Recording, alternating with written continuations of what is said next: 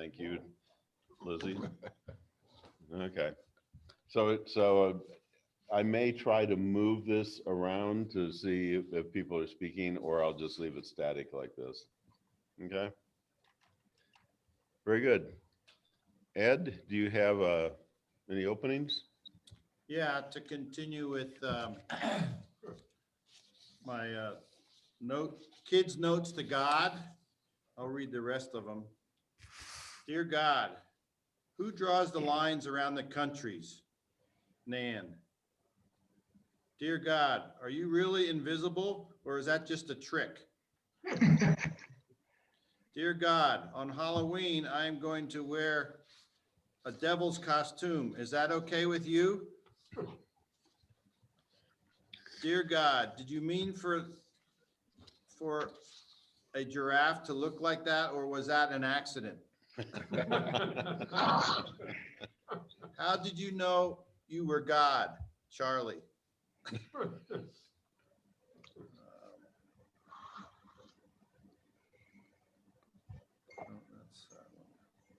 Dear God, I went to this wedding and they kissed right in church. Is that okay? Dear God, my grandpa says you were around when he was a little boy. How far back do you go? Dear God, I am American. What are you?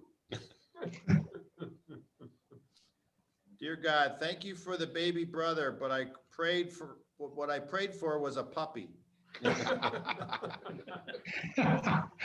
see. Dear God, I know all about where babies come from, I think. From inside mommies and daddies put them there. Where are they before that? Do you have them in heaven? How do they get down here? No, you have to take care of them first. Please answer all my questions. I always think of you. Yours truly, Susan. And one more. Why is Sunday school on Sunday? I thought it was supposed to be our day of rest. And before I forget, Dennis Bergstrom called me yesterday. We had a quick conversation. Tom Troxel, for those of you know him, he was put on hospice last week. He's not doing well mentally or physically. Okay. So there's been 2 people taking care of him and his wife over the last year or so, but he's not doing well, he said. Okay. Well, welcome, Bob Peters. I see you just joined. Well, thank you, Dale, for your contribution of donuts and my waistline. Thank you. Anyway, so this is our hybrid version. And in person, we've got 10 people in person and 6 people online. So this is good. Donuts are good. My wife wouldn't bring me donuts when we were on Zoom.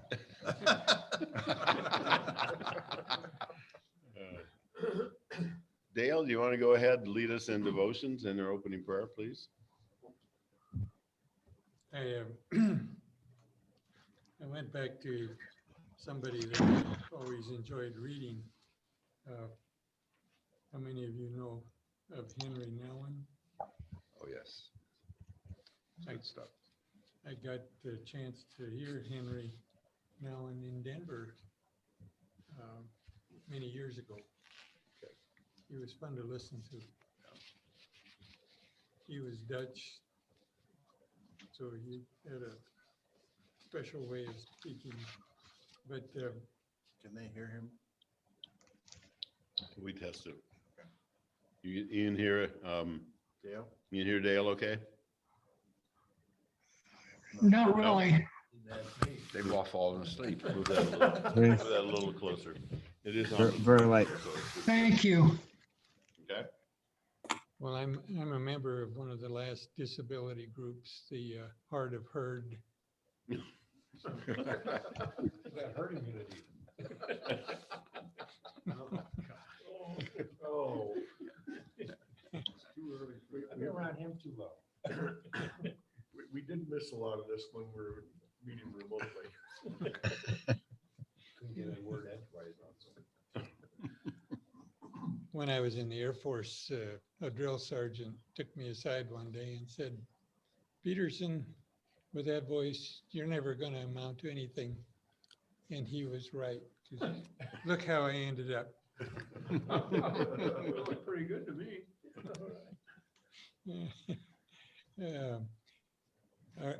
Henry writes in his book, Out of Solitude, something that is a subject that's always been important to me. We live in a society where there's such a rush and a crush all the time. Just finding a place to be with our thoughts is a skill that I think I need to practice more. And Henry now and frequently talks about Jesus going off to pray. Jesus going off in a place where there was no one. Even in the crush of his ministry, he would find that quiet place. Henry writes, it is not so difficult to see that in our world, we all have a strong desire to accomplish something. Some of us think in terms of great dramatic changes in the structure of our society. Others want to at least build a house, write a book, invent a machine, or win a trophy. And some of us seem to be content when we just do something worthwhile for someone. But practically all of us think about ourselves in terms of our contribution to life. And when we have become old, much of our feelings of happiness or sadness depend on our evaluation of the part we played in giving shape to our world and its history. As Christians, we even feel a special call to do something good for someone, give advice, comfort, cast out a devil or two, and maybe even preach a good news from place to place. But although the desire to be useful can be a sign of mental and spiritual health in our goal-oriented society, it can also become the source of a paralyzing lack of self-esteem. More often than not, we not only desire to do meaningful things, but we often make the results of our work the only criteria of our self-esteem. And then we are not only successes, but we become our successes. When we start being too impressed by the results of our work, we slowly come to the erroneous conviction that life is one large scoreboard where someone is listing the points to measure our worth. And before we are fully aware of it, we may have sold our soul to the many great givers. That means we're not only in the world, but also of the world. Then we become what the world makes us. We are intelligent because someone gives us high grades. We are helpful because someone says thanks. We are likable because someone likes us. And we are important because someone considers us indispensable. In short, we are worthwhile because we have success. And the more we allow our accomplishments, the results of our actions, to become the criteria for our self-esteem, the more we are going to walk on our mental and spiritual toes, never sure if we're able to live up to the expectations we created by our last successes. In this success-oriented world, our lives become more and more dominated by superlatives. We brag about the highest tower, the longest bridge, the best student. But underneath all our emphasis on successful action, many of us may suffer from deep-seated low self-esteem and are walking around with the constant concern that someone someday might unmask the illusion and show us that we're not as good as we thought. When we have sold our identity to the judges of this world, we are bound to become restless because of a growing need for affirmation and praise. To live a Christian life means to live in the world without being of it. It is in solitude that this inner freedom can grow. Jesus went to a lonely place to pray, that is, to grow in the awareness that all the power he had was given to him, that all the words he spoke came from the Father, and that all the works he did were not really his, but the works of the one who had sent him. A life without a lonely place, that is, a life without a quiet center, easily can become destructive. When we cling to the results of our actions as our only way of self-identification, we may become possessive and defensive and tend to look at our fellow human beings as competitors to be kept at a distance rather than as friends with whom we share the gifts of life.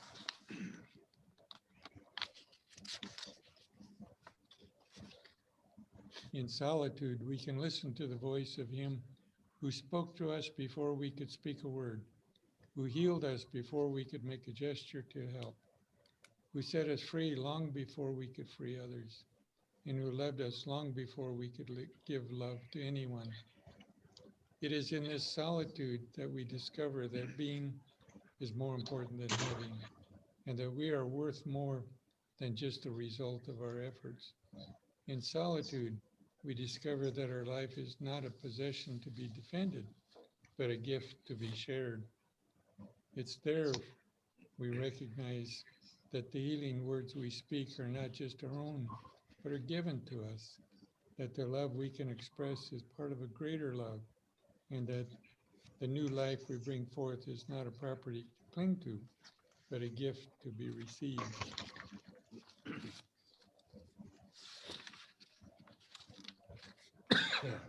Dear Lord, thank you for the gift of your love. Grant us the serenity to contemplate the enormity of that love. Help us find that quiet place in our lives that will enable us to more fully comprehend how your love defines who we are and prepares us to share that love with others. Amen. Dale.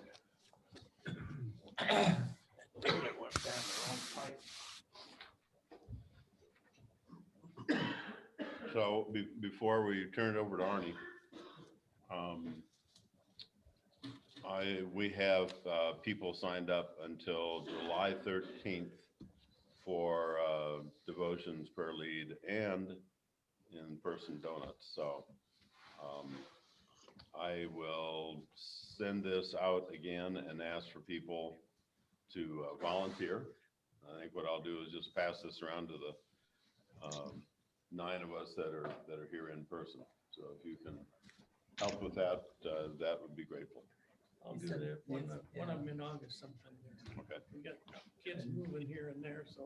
Yeah. Yeah. No I problem. don't know what that attachment wouldn't download for me. Okay, well, I'll pass this around to people. The other thing is I'm going to be gone on the 6th of July. So I don't know if anybody else has a laptop that they've got Zoom loaded. Can you bring your laptop and turn that over and host that? Okay, so we'll do that. Arnie, let's see what James has to tell us, okay? What does James have to tell us? My middle name is James, so. My first name is James. Your first name is James? Well, okay, we're in charge today. Okay. When Dale was reading his devotion, I was thinking of back up a little bit to last week to chapter 1, verses 9 and 10 and 11.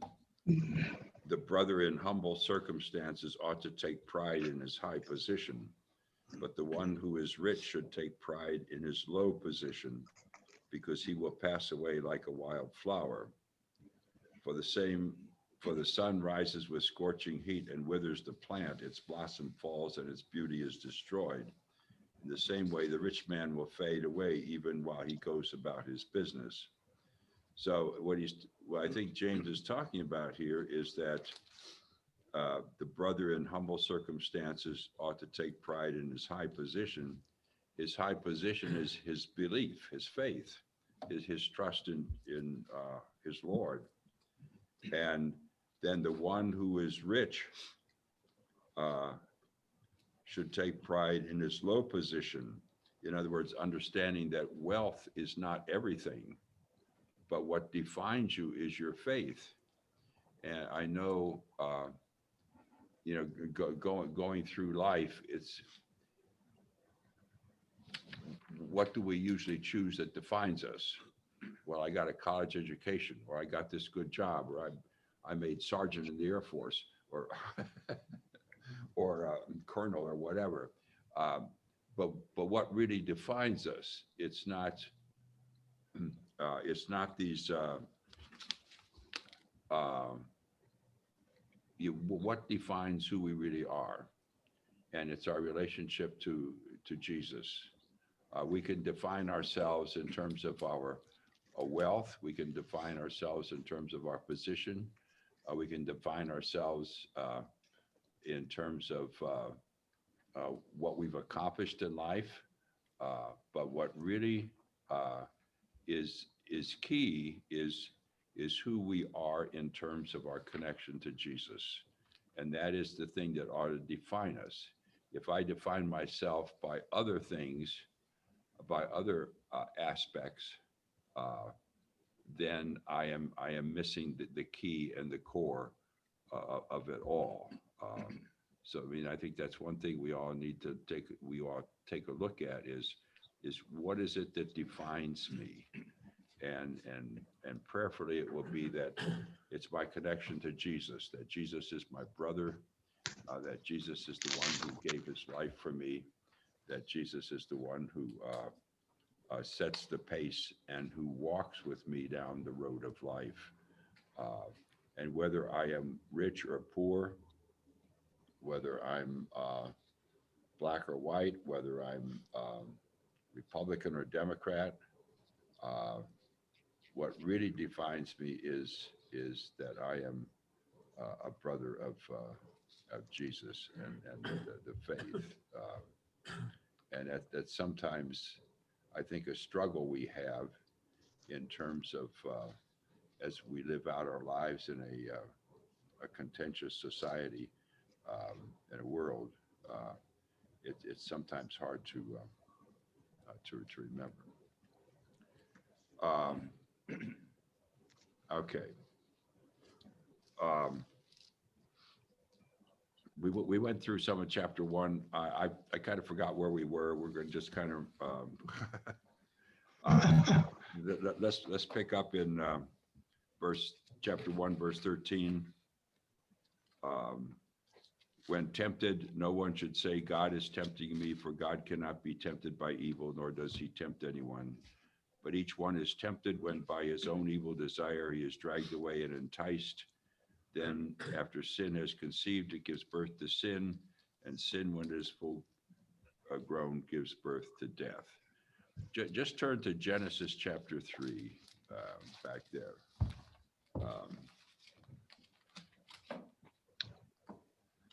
I can find it.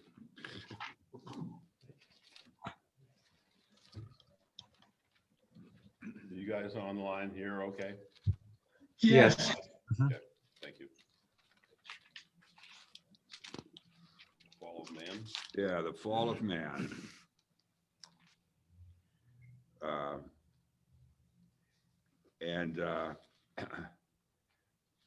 I don't know, this is a good description of how of how we struggle with temptation. And now the serpent, who was more crafty than any wild animals, the Lord, that's the serpent who's running around. Sam. Sam the snake. It's either Samuel or Samantha. Okay. Now the serpent and cross of Christ was more crafty than any wild animals the Lord God had made. He said to the woman, did God really say you must not eat from any tree in the garden? The woman said to the serpent, we may eat fruit from the trees in the garden, but God did say you must not eat from the tree that is in the middle of the garden, and you must not touch it or you will die. Genesis 3. Then verse 4, what, you will not surely die, the serpent said to the woman, for God knows that when you eat of it, your eyes will be opened, and you will be like God, knowing good and evil. So what he's saying is God is not really not being fair, because if you were if you open your eyes, you'd know what's going on. When the woman saw the fruit of the tree was good for food and pleasing to the eye and also desirable for gaining wisdom, she took some and ate it. She also gave some to her husband who was with her, and he ate it. And the eyes of both were opened, and they realized they were naked. So they sewed fig leaves together and made coverings for themselves. So that's the nature of temptation. Does God really say this? In other words, I am the one who's going to determine what's right and wrong, what's good and bad. And did God really say that? Is God to be the center, or are we ourselves to be the center of our lives? And that's the temptation that we're tempted not by God, but by our own desires, and we're dragged away and enticed. And then when desire has conceived, it gives birth to sin, and sin, when it is full grown, gives birth to death.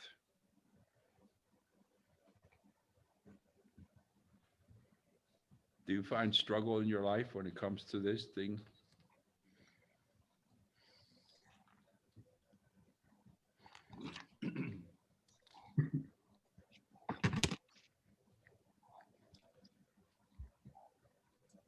I think we all probably struggle.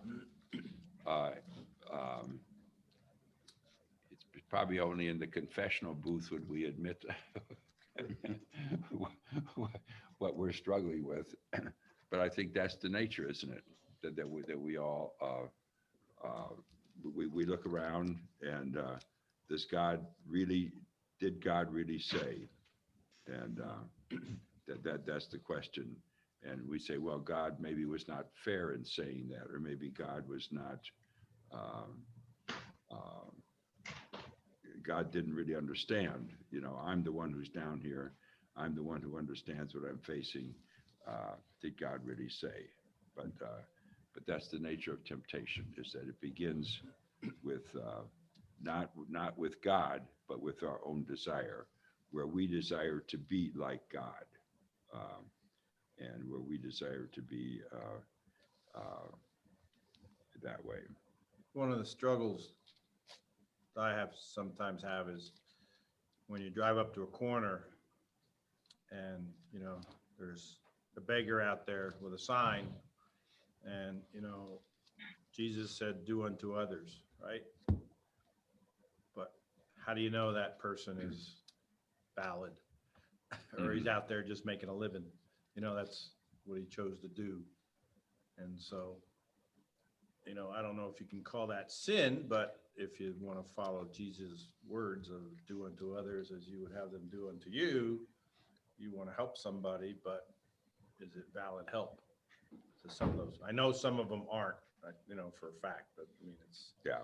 But how do you know which ones are and which ones aren't? That's the hard part, right? It's really hard. You And- see the van roll up and 6 people get out. Right. And take up stations on there. Right. And I know, And they fight each other if they take the wrong one. right. Yeah. And I know, Jim, you've experienced that downtown with your work, that some are actual real, and You know, there are those who are very much in need. And they get caught up in the whirlwind of those who are taking advantage. Right. Who are not in need. It's like downtown watching a woman in a wheelchair soliciting for money. And then watch her wheel away, pull up to her Mercedes, get out of the wheelchair, pull it up, throw it in the back seat, and get in and drive away. You know, yeah, and that's where people get tainted. Yep. And they see that, and they go, well, I'm not doing that anymore. right. This may be slightly off the God is tempting me, but I've heard growing up, and still to this day, is why did God let this happen? And why did God let this police officer in Arvada be killed and another person be killed? You know, and I've never really had a very rational answer to that, other than just letting people express their opinions, express their feelings more than anything else. Because generally is either at a funeral or something uncomfortable. Got any words of wisdom, Arnie? What about the group? What do you say? What do you say? Always wondered that too. we got our, God gave us the freedom to make choices. And so it's kind of like America, right? We have freedom to do things, but then that results in other places, other countries that are so strict, they don't have as many killings and things, but then they don't have the freedoms we have either, so. I've always felt that because God gave us the free will to make decisions, live our lives through, we're supposed to live our lives in His image. More and more, I've become of the opinion that that is the heart of God's plan. He gave man more ability than anything else that He created. So maybe heavenly spirits that I don't know enough about, but I think the crux of His plan is He wants to see what each of us will do with the abilities that He's given us to make His creation as good of a place as it can be.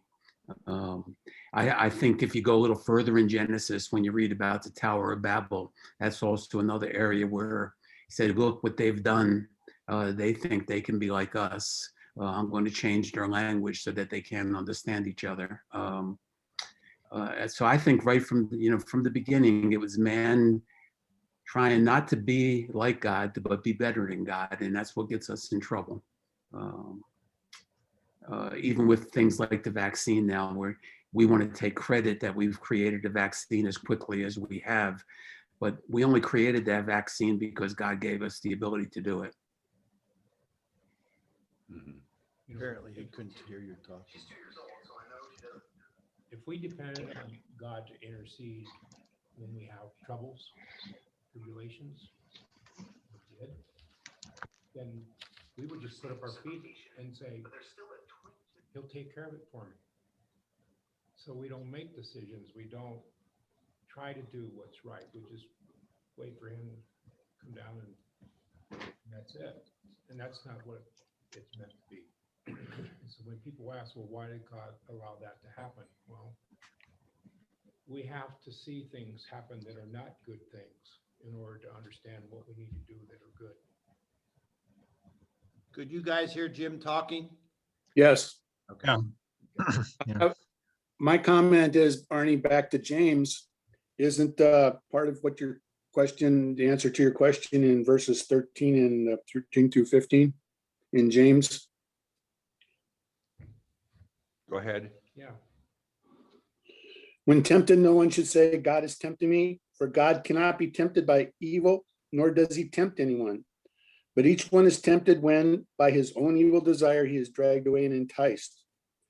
Then after his desire has conceived, it gives birth to sin, and sin, when it is full grown, gives birth to death.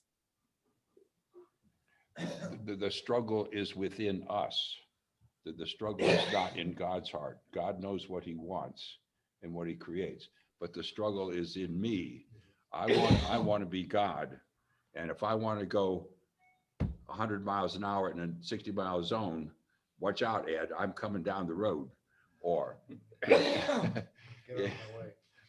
get out of my way. Or if I want to take credit for whatever, even though I didn't do it, that's okay. I'm going to do that. Okay. In other words, I set myself up as God, and that's the struggle. That's what the struggle for sin and temptation is. I want to be like God. Okay. I want to be able to choose whether I eat that fruit from the tree or not, or whether I listen to Sam the snake, or whether I or whether I listen to God and stay away from the tree. Okay, and that's the struggle of temptation. And I think we do it every day in some very subtle ways. You know, whether it's driving down the road, whether it's saying cussing at my neighbor because he let his dog loose in my yard, or or whatever it is. But that's the struggle that we all face daily, because I want to do it my way. I am in charge, and God says no. We're tempted, and what comes in charge is evil desire, and that's what takes over, and that gives birth to sin, and sin, when it's full grown, gives birth to death. And so that's the nature there, and it's a lifelong struggle. It's a lifelong struggle. If you ever get in a fight with your wife? Never. Not one that I can win. Sometimes it's just verbal. Or most of the time. Okay, but even the verbal ones are, I want my way, instead of sitting down and working out, okay, where are we differing? It's my way or the highway, that kind of thing, because I want to be, and that's the struggle that we all face, that we want to be as God, and that's not God's design, that's our design. Okay, God designs us to live with each other, but we say no. It says here in verse 14, each is tempted by his own evil desire. We're dragged away and enticed, and that's a daily struggle, and that's why we have confession. That's why in our liturgy on Sunday mornings we have a confession to say, okay, I got to come clean before God because of what I'm really doing and who I really am.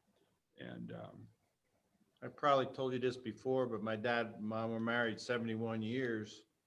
And then when they'd ask them if they ever had a fight, my dad said, yeah, only one. And it's still going on.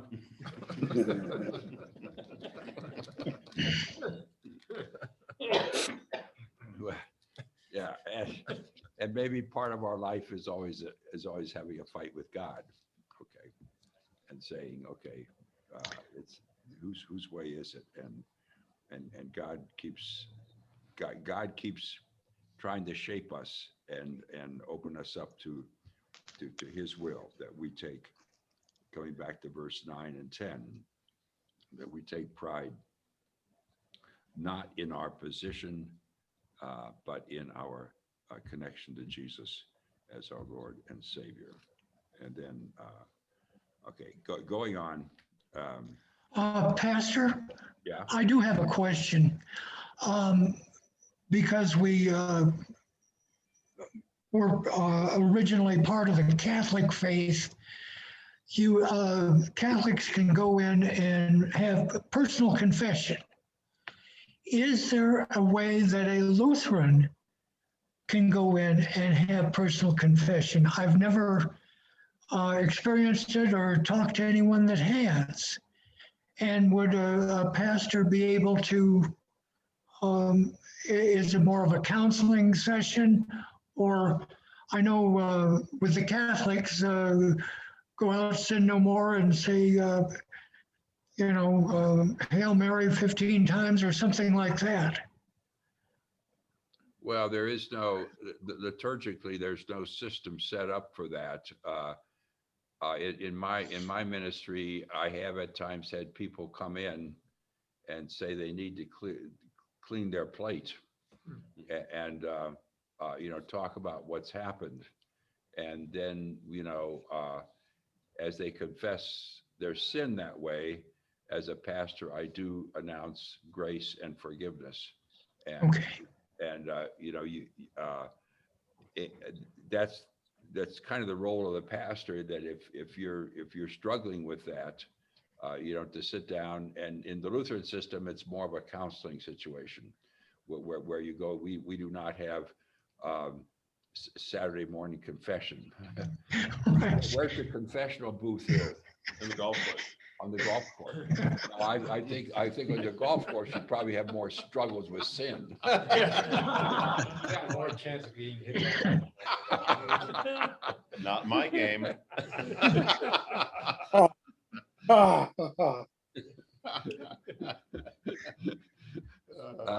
But no, I would say to anyone who, if there is guilt, if there is some kind of shame, if there's some kind of wondering what God is going to do to me because of this, that you do talk to your pastor, that you do say, I need to sit down and share something. And in the role of a pastor, there is the confidentiality, is that if Rob comes into me and tells me privately that he cheated on his golf score, I'm not going to get up in my sermon next Sunday and use him as an example, okay?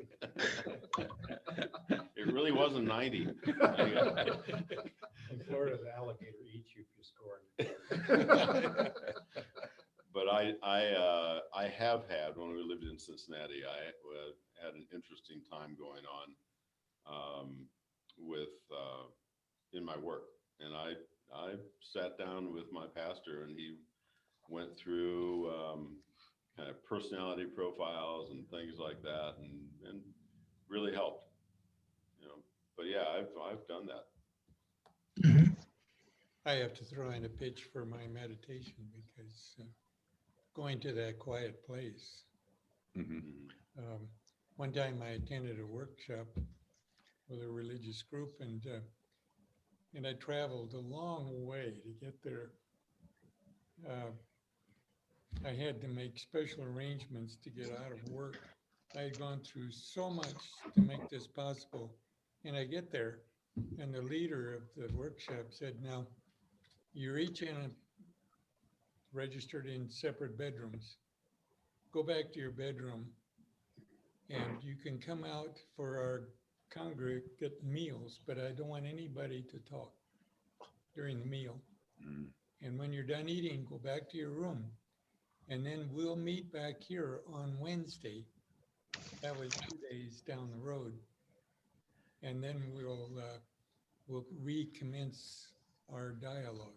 Mhm. And I went back to my room, and I was just furious. I had spent all this money and made all these arrangements, and he's got me sitting in a motel room. And I just couldn't believe how I'd been ripped off. And from there, it started to peel back. And by the end of that period, it was like, it was a new way of seeing something, because I had to deal with being alone with how stupid I was. And what else does that suggest that I might need to look at? And what is that connected to that makes me feel so much negative energy? And just to unpeel that. So sometimes I think getting out of the rush and the hassle and the constant agenda of our daily life, sometimes we do need to pull over to the curb and just shut the motor off. Mhm. And that's where a confession of our own private kind takes place. Mhm. So maybe the social deprivation that we all had over the last year and a half, if we'd done it right, wouldn't have been that bad a thing. Maybe there's some of us that feel better, that we were going too fast before we went into that. And even though we got so angry in the doing it, it did interrupt our letting the rhythm carry us along, so we don't have to come to terms with things we need to come to terms with. Mhm. Growing up in a Catholic church, going to confession, I used to lower my voice, Father Mariah, soon, and move away from the screen. So I hope he didn't know who it was and didn't see me in church on Sunday. And had the same pastor or the same priest all the time. It's kind of what kids will do. Had a little experience when I was working. A friend of mine, he decided he wanted to go to watch the horse races here in Denver. And he called in sick. Well, you should plan ahead as what's going to happen possibly. Well, his picture was on the front page of the Denver Post being at the horse races. So you never know. Well, what helps me is Right. in my walks, early morning walks, I use that as a prayer time and just get myself centered for the day and, lift up all my, any leftover anger, any frustration, those kinds of things, just in my walk, lay those on in Jesus' hands and say, Jesus, help me to get through today. And it's a very calming experience. It's winds down. And sometimes late night walks before I go to bed, at the end of the day, you can kind of unpack what's happened in the day and leave it in Jesus' hands. And it's working that way. So, different ways of handling, our frustrations, but I think the important thing is that there be that prayer time, that we have time each day where we do specifically connect with our Lord. Okay. And it's easy to rush through the day. I got so much stuff to do and that kind of thing.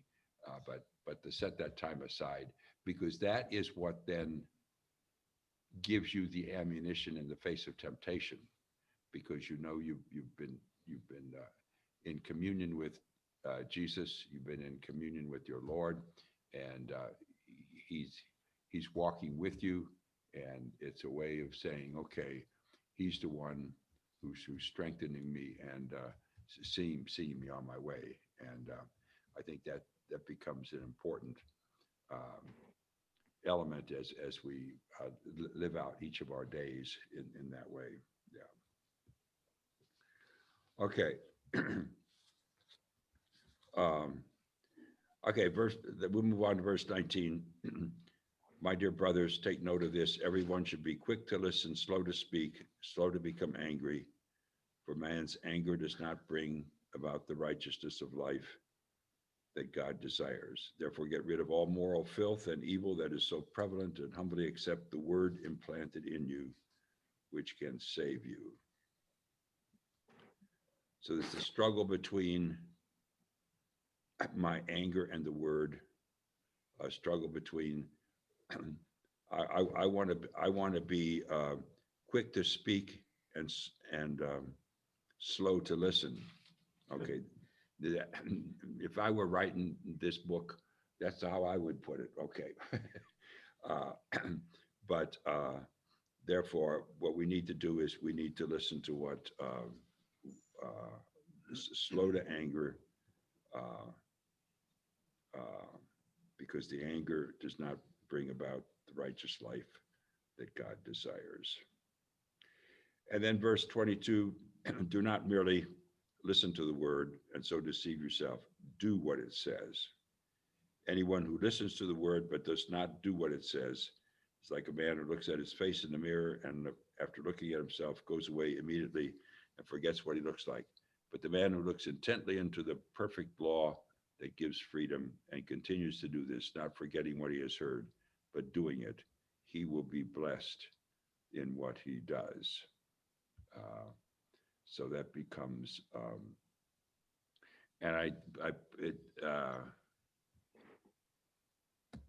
in these verses 19 to 22, in verse 19, he says,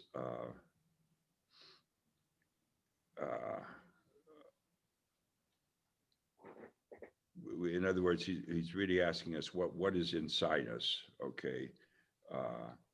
And in verse 21, he talks about the filth. So what's inside you, filth or the word? In verse 21, he says, get rid of all moral filth and accept the word implanted in you. So what is inside us? Is it the word that shapes us, or is it the filth inside? And then in verse 22, he contrasts listening versus doing. Don't merely listen, but do. And then in verse 29, he goes on and says, verse 27, religion that God, our God the Father accepts as pure and faultless as this, to look after orphans and widows in their distress and to keep oneself from being polluted by the world. Well, verse 25, but the man who looks intently into the perfect law that gives freedom and continues to do this, not forgetting what he has heard, but doing it, will be blessed by what he does. In other words, he's saying very strongly, he's defining religion as not merely rituals, rites, or church services, but it's how we live it out in Monday through Saturday. Okay, it's not just what we do on Lowell Avenue here, but it's what we do in our homes, wherever they are, in the world in which we live. It's not just listening, but it's doing. Empty religion is simply the rites or the liturgies, but real religion is putting yourself to work in our daily lives and in the world in which we live. Verse 27, religion that our God Father accepts as pure and faultless is this, to look after orphans and widows in their distress and to keep oneself from being polluted by the world. That's a pretty hefty agenda. I think of Arnie, I have a book. I can't find it now. I was looking for it for a minute, but I have a book by Patrick Morley. It's called The Man in the Mirror. And it discusses this set of verses in terms of the modern man and kind of adapting how we think and look at things to a more modern perspective through these verses, and would highly recommend it if anybody wanted some additional reading. Okay, good. Yeah, it's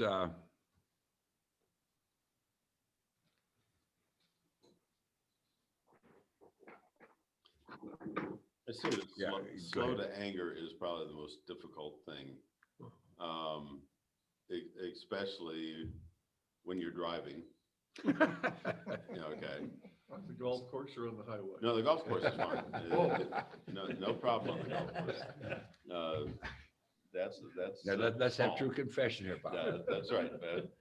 But and I'll be driving down to a Swedish hospital after this, and I know I'm going to see people that there are elements of road rage.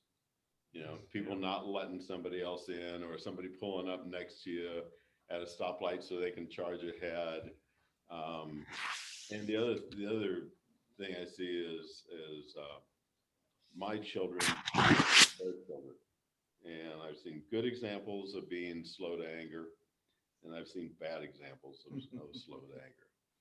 You know, and it takes a certain amount of age and maturity, I think, to step back, at least for me, and let them take charge, lest I get involved and have a conversation with them a little later. It's not a conversation, it's a directive, you know. You know how I handle that traffic thing? Yeah. That has seemed to work? Instead of getting all upset, I just say to myself, look at that idiot. Mhm. And then I just let it go Yeah. and just concentrate on watching out for those idiots, Oh, yeah. right? And just, Idiocy is you alive. you can't change it, right? There's nothing you can do about it. Yep. You just have to beware of it and just let it go and don't let it wreck your day, right? And avoid eye contact. Yeah, right. Don't let it wreck your day. Yeah. You know, it's not worth it. Well, Don't let somebody else's idiocy ruin your Yeah. nice drive. So, yeah. I always kind of think when they do something really, really stupid, I'm thinking, right about a mile down the road, I'm gonna see them on their top. Yeah, right. I'm not gonna go, Yeah. My wife always says, "Where's the police when you need them?" yeah. I used to always do traffic stops and I always got the opposite. Why are you bothering me? Why aren't you catching bank That's robbers? right. Yeah. Yeah, again, that raised the question, what motivates me as I'm driving down the highway? Is it the idiot who's riding my bumper or the guy who's racing down there? Or is it inside me where I am driving carefully, I am driving purposefully, and I am not engaging in revenge on the road? Right. So again, I think it's a beautiful example of what motivates us. And it's not just a road rage or anything like, I mean, just not driving, but it's anything in life. You know, in the last year and a half, what has motivated us? Is it the pandemic? Is it politics? Or is it living consistently and faithfully in the midst of all this change that's going on around us? And I think that's what, you know, partly what he's saying here. What is it that really motivates us? I mean, if it's, and back in verses 19 here, is it the person's wealth? I mean, verse 9, is it the person's wealth, or is it the person's poverty, or is it the person's faith that motivates him? So, and I think driving is a perfect example. And you know, what motivates me as I drive down, you know, I drive with my wife and she's always talking about the other idiots driving there, you know, and I have to be careful and, you know, drive purposefully and within the limits and, you know, caring about other people rather than letting how they're acting shape how I'm acting. You know, somebody gave me good advice one time, and I try to do that. I'm not 100% successful, or maybe not even close to that. But what I try to do when somebody does something that angers me on the highway is I actually physically say it out loud or think it, I forgive you. And it really kind of helps me. The anger goes away. You know, when you hold anger, it really hurts you more than it does the person that you're hurting or angry against anyway. And that's just a little trick that this guy was BSF Bible study lecturer, but he said, practice forgiveness before they ask for it. And, you know, like I say, I'm not 100% successful at that, but when I do remember to do it, it does make me feel better, and I let it go. And that's what motivates you then. It's not what others are doing to you, but it's Christ living in you that motivates you and shapes you to respond to what's going on around you. And I think that's the that's the key. Attitude, the positive or negative attitude to see a bad driver and get upset about it, but look, I deliberately will look for the good driver, somebody that'll let you in, Mhm. and end up and they'll verbally or mentally say, "Thank you, Jesus. Thank you, Lord." Mhm, mhm. And same thing when I'm taking walks, when I meet people and they just sort of walk by with attitudes. Well, you know, but somebody that's, "Hi, how you doing? Good morning." When you, it's uplifting to feel good about it and thank God for it. Thank you, Jesus. Mhm. Like in verse 27, it says, keep oneself from being polluted by the world. Best way I do that is I turn off the TV and the news, and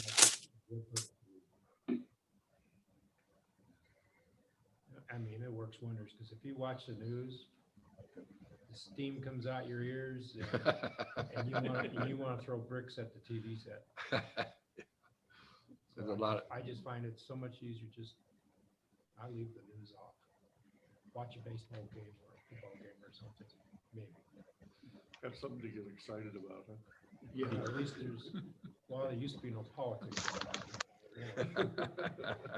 In James' time, though, you know, what would they be getting angry about? Probably the same thing we have now. I can imagine the donkey races, you know, somebody trying to crowd a donkey in ahead of the other one. Sorry. No, you're not. Get You're your right, I'm camel's not. nose out of my tent. The chariot races. Chariot races, yeah. Well, the nice thing was they didn't have golf courses. Well, they had to invent them to get up in Scotland, that's where they had to go. They had the sand traps. Ooh. Get angry at slow players ahead of you. Yeah. There's so much you can get bad at on the golf course. Sure. There's Yeah. always thought, there is something that I call the golf god. And he always has, or she has the ability to get to you no matter what. I mean, as long as when you think you're really good, the next shot you go, whoa, excuse me, golf god, I just didn't, I shouldn't have felt that way about this, There's And Murphy's then- Law on the golf course, right? Yeah. Yes. That's a good question. What are the other gods Yeah. in your life? Yeah. What are the other gods in your life that control you? Yeah, and shape you other than the love and forgiveness of Jesus. Money's one of them. Okay, money is one of them. Food. Food, Yeah. Health. health. Is that what you said, health? Yeah. No. What are the other gods?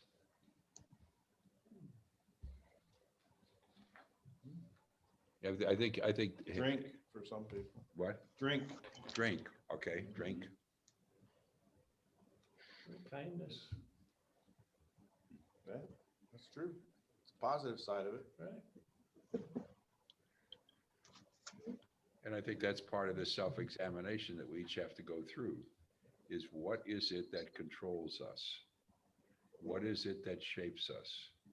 Who is it that moves us? And I think we, growing up and going through life, we all meet these different gods along the way that shape us and make us who we are. And what James is struggling with is, okay, let's go back and let Jesus be the one who, we look at his life, that he was forgiving, that he was in connection with his heavenly Father, that he was caring, that he fed the hungry, he healed, he connected with people who his society said he should not connect with, the Greeks and the non-Jews. He included women in his group as a rabbi, which you usually didn't do. Okay, and so what is it that motivates us, and what is it that pushes us and drives us? And I think that's part of the issue of self-examination that we all need to go through, is that we need to see what is it that tempts us and controls us other than Jesus. And that's a lifelong struggle. It doesn't end at age 16 or 45 or 65 when you retire. It keeps going on. As long as you're driving down the highway, it's going on. Okay. And I think that's part of what James would counsel us here, is that we just need to keep looking and see that the love and the forgiveness and the care of our Lord Jesus is what becomes the center of how we behave and how we react. And that may take going off into a room by yourself for a couple weeks. In a couple of days, to work that out and think that through, because that is a process of self-examination. And that's self-examination is something that our lives get so cluttered up with other issues that sometimes we need to go apart and just sit down and say, okay, once again, what is it that's pushing me? What is it that's driving me? What is it that's shaping me? And is it the love of Jesus Christ in my life that is motivating me? Okay, Rob, where are we? We're at 8:31. That generally means we're getting ready to shut down. You got any last minute comments? I think I just had my last minute sermon. I think you did. And a good one. Yeah. We'll pick up on chapter 2. In November, we'll move on from James. Okay. It may take us to November. But you notice what it says in there, 15 times James talks to the brothers. And when I read that and I looked at you guys, I was thinking, okay, you are the brothers. He's talking to each one of us. Okay, me too. Okay. Yeah. But, and he says, pray for the brothers. And I think that's, yeah, that's what this group is all about, is that it's a care and prayer and love for the brothers.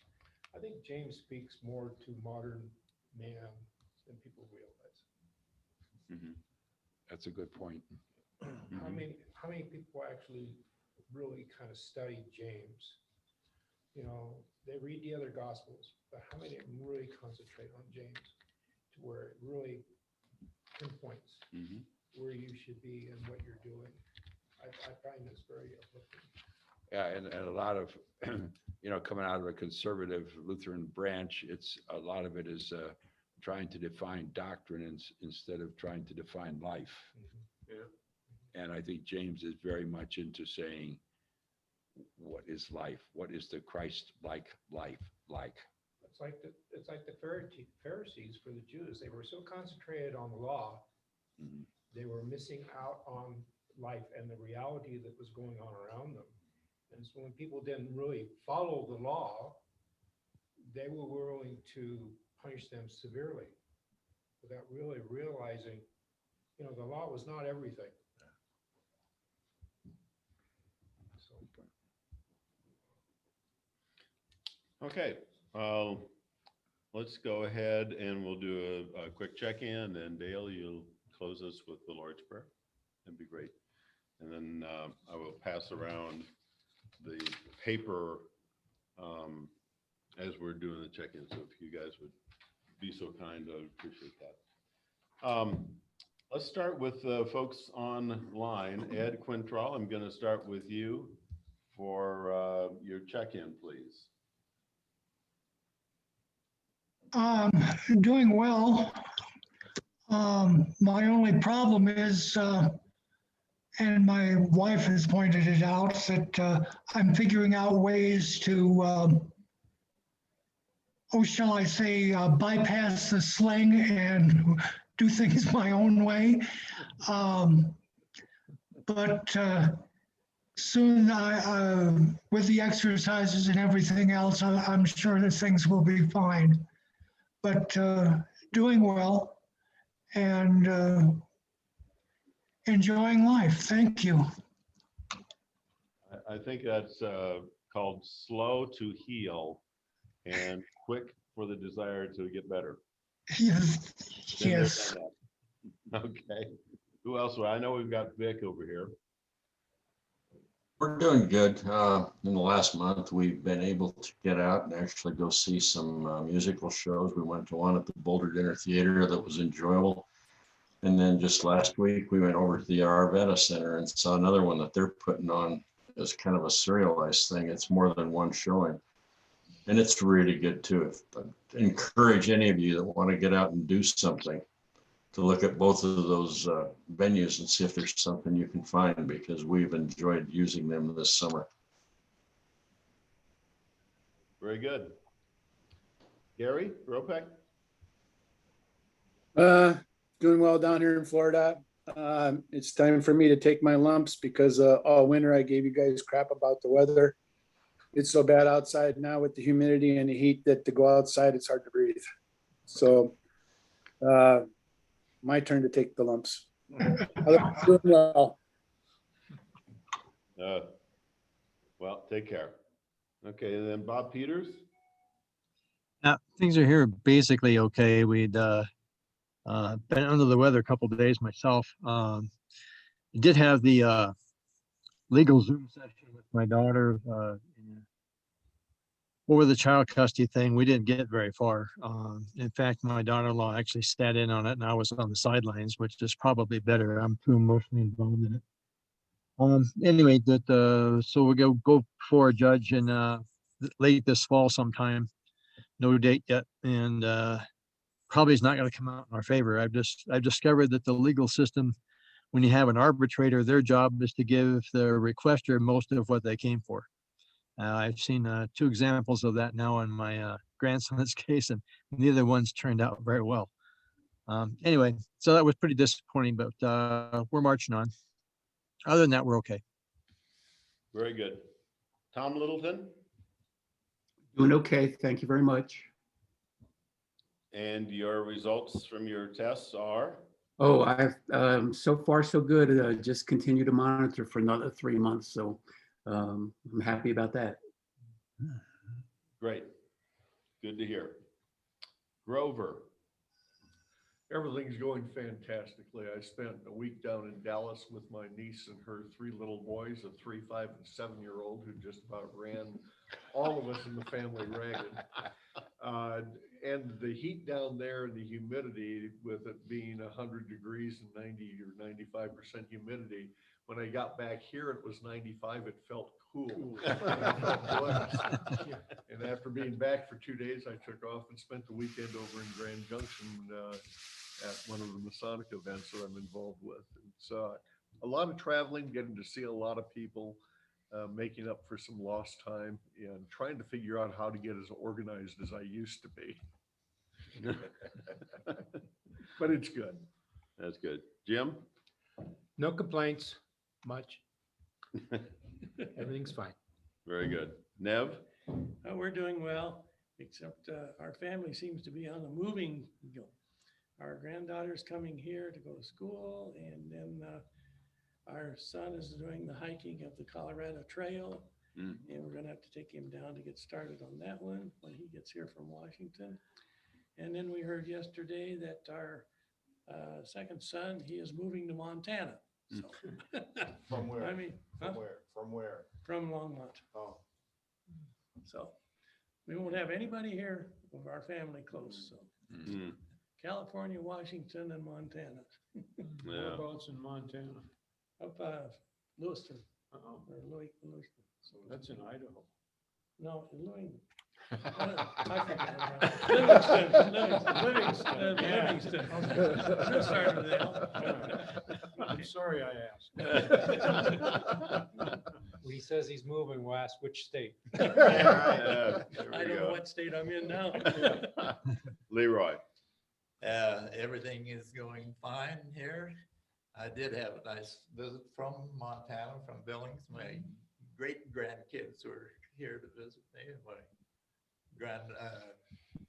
granddaughter. So everything, they're gone now. I'm all by myself and letting the dog run me around.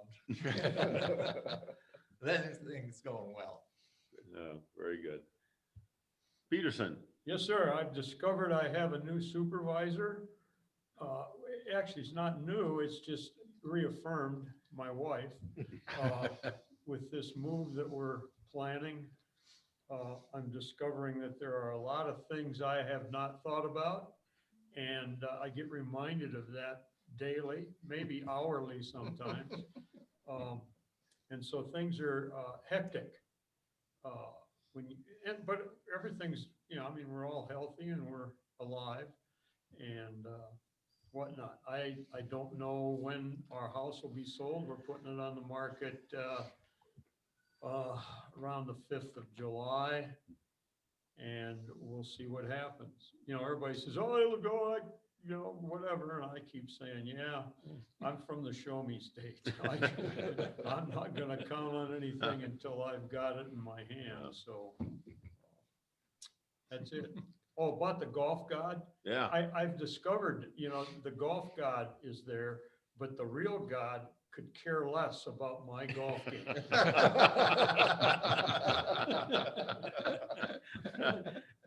And as my dear wife, my golf partner, says, nobody else cares about your golf game, so just, give it a rest. That's exactly right. It's like you're retired. You're just working for another employer. Yeah, that's right. And the other Peterson brother, Dale. I I had a nice surprise this last week. One of my coping mechanisms to get through the pandemic was I got to the keyboard and wrote 198 pages about my experiences as a kid. And one of the key parts of that was my relationship with my cousin who had juvenile diabetes. And we lived on neighboring farms and literally lived our lives together until he was 21 years old and he was going blind from his diabetes. And he received a notice from the National Association for the Prevention of Blindness that there was a surgery that they had felt was promising that could stabilize the loss of eyesight.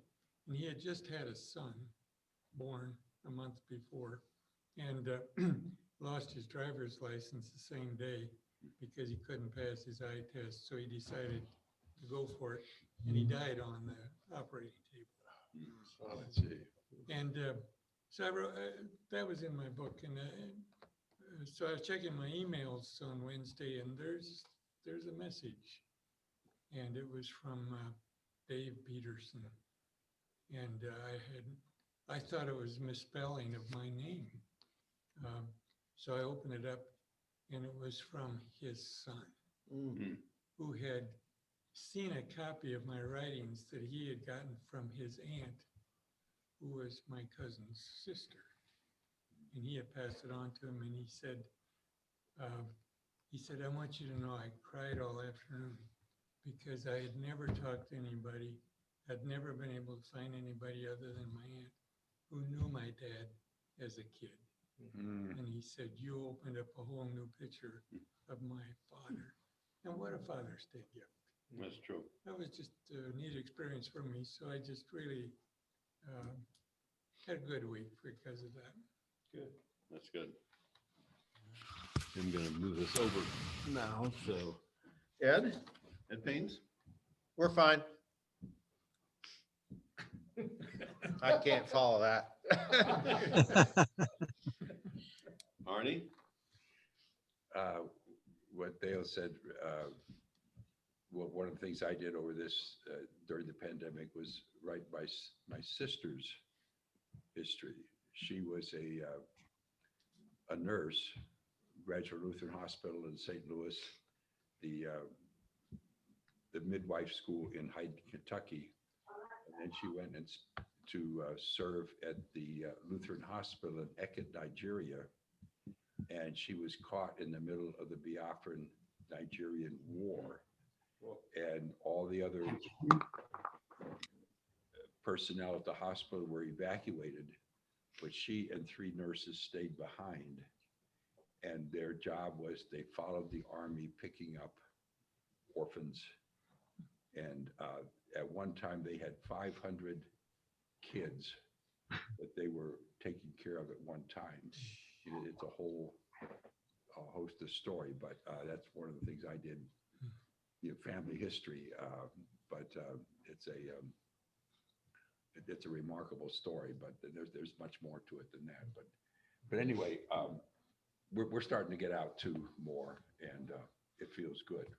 It feels like something's been lifted, and things are starting to come back to normal, and it can even come out without wearing a face mask now. Geez, I can recognize people now. Okay. I can actually understand people more. And understand people more, right? Well, and what I find out of this is, in my closing, I got 2 things.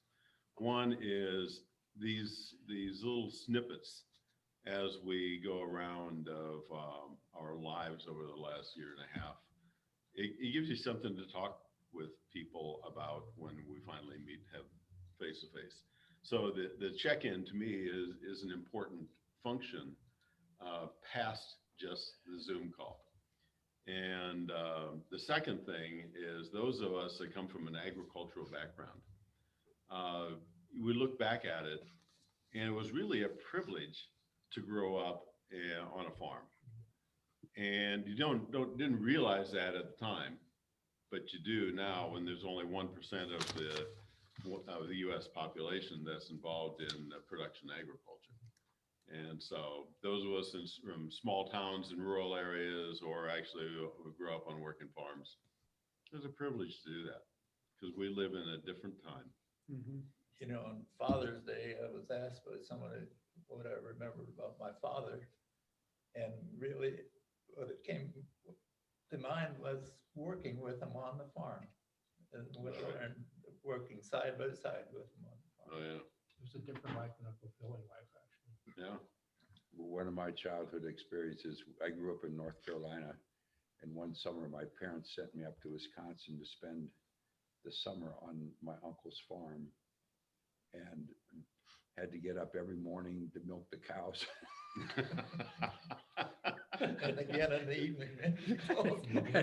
And in the evening, but it taught me, it gave me an experience I never would have had just reading a book. Yeah. Just to be on the farm with the people, what it's like, you know, to go through that life, the harvest, the wheat harvest, you know, that kind of thing along the way, the corn harvest,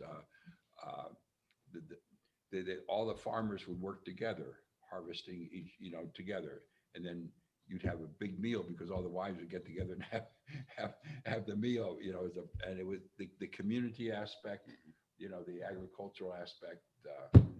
That was a very meaningful summer for me. Travel before a car. Right.